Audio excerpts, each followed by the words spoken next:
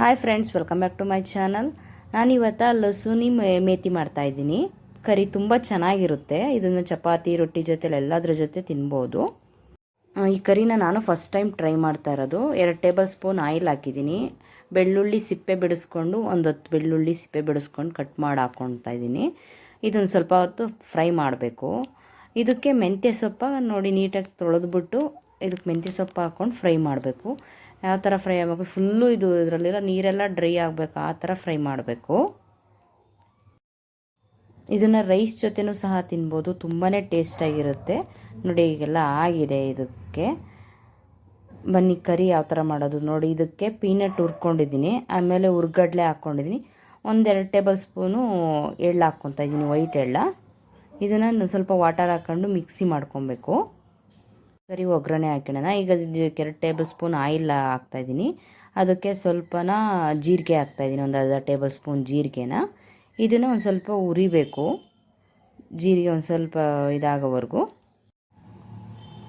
ನೋಡಿ, ಅದಕ್ಕೆ ಬೆಳ್ಳುಳ್ಳಿ ಸ್ವಲ್ಪ ಸಣ್ಣ ಕಟ್ ಮಾಡ್ಕೊಂಡು ಒಂದು ಸ್ವಲ್ಪ ಬೆಳ್ಳುಳ್ಳಿ ಹಾಕ್ಕೊತಾ ಇದ್ದೀನಿ. ಅದನ್ನು ಒಂದು ಸ್ವಲ್ಪ ಹೊತ್ತು ಫ್ರೈ ಆದಮೇಲೆ, ಈ ಡಿಶ್ಶು ಮಹಾರಾಷ್ಟ್ರ ಆಮೇಲೆ ನಾರ್ತ್ ಇಂಡಿಯಾದಲ್ಲಿ ಫೇಮಸ್ಸು. ಇದಕ್ಕೆ ಒಂದು ಸಣ್ಣ ಕಟ್ ಮಾಡಿರೋ ಈರುಳ್ಳಿ ಆ್ಯಡ್ ಮಾಡ್ತಾಯಿದ್ದೀನಿ. ಆಮೇಲೆ 2 ಖಾರದ ಮೆಣಸಿನ್ಕಾಯಿ ಆ್ಯಡ್ ಮಾಡ್ತಾಯಿದ್ದೀನಿ. ಇದನ್ನು ಸ್ವಲ್ಪ ಹೊತ್ತು ಬ್ರೌನಿಷ್ ಬರೋವರೆಗೂ ಫ್ರೈ ಮಾಡಬೇಕು. ಇದನ್ನು ರೈಸ್ ಜೊತೆಲಾರ ತಿನ್ಬೋದು, ಪಾಲಕ್, ನಾನು, ರೋಟಿ, ಜೋಳದ ರೊಟ್ಟಿ, ಅಕ್ಕಿ ರೊಟ್ಟಿ, ರಾಗಿ ರೊಟ್ಟಿ, ಚಪಾತಿ, ಪರೋಟ ಇವೆಲ್ಲದ್ರ ಜೊತೆನೂ ತಿನ್ಬೋದು, ತುಂಬ ಚೆನ್ನಾಗಿರುತ್ತೆ. ಇದಕ್ಕೆ ಅರ್ಧ ಟೇಬಲ್ ಸ್ಪೂನು ಅರಿಶಿನ, ಅರ್ಧ ಟೇಬಲ್ ಸ್ಪೂನ್ ಖಾರದ ಪುಡಿ, 1 table spoon Kashmiri powder add ಮಾಡ್ತಾಯಿದ್ದೀನಿ. ಇದನ್ನು ಒಂದು ಸ್ವಲ್ಪ ಚೆನ್ನಾಗಿ ಫ್ರೈ ಆಗಬೇಕು. ಇದಕ್ಕೊಂದು ಸ್ವಲ್ಪ ಲಿಟ್ಲ್ ಬಿಟ್ ವಾಟರ್ ಆ್ಯಡ್ ಮಾಡ್ತೀನಿ. ಇದಕ್ಕೆ ರುಚಿಗೆ ತಕ್ಕಷ್ಟು ಉಪ್ಪು ಆ್ಯಡ್ ಮಾಡ್ಕೊಬೇಕು.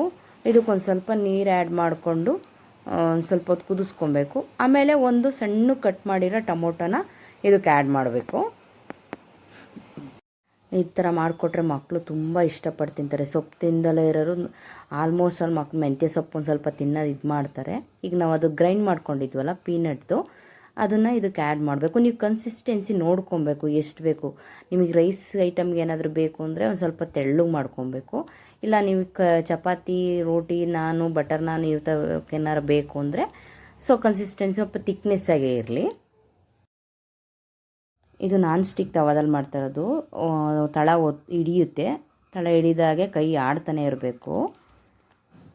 ನೋಡಿ, ಫೈನಲ್ಲಾಗಿ ನಾನು ಈಗ ಅದು ಫ್ರೈ ಮಾಡಿ ಇಟ್ಕೊಂಡಿದ್ದೆನಲ್ಲ ಮೆಂತ್ಯ ಸೊಪ್ಪು ಬೆಳ್ಳುಳ್ಳಿನ, ಅದನ್ನು ಆ್ಯಡ್ ಮಾಡ್ತಾಯಿದ್ದೀನಿ. ಕನ್ಸಿಸ್ಟೆನ್ಸಿ ನನಗೆ ಓಕೆ ಅನ್ನಿಸ್ತು, ಯಾಕೆಂದರೆ ನಾನು ಚಪಾತಿಗೆ ಮಾಡ್ತಾಯಿದ್ದಿದ್ದು.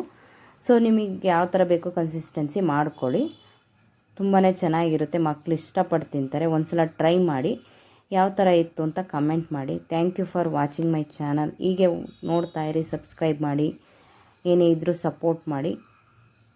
ಇದು ಮಸ್ಟ್ ಟ್ರೈ ಮಾಡಿ, ಯಾವ ಥರ ಇತ್ತು ಅಂತನ ಕಮೆಂಟ್ ಮಾಡಿ. Thank you, bye bye.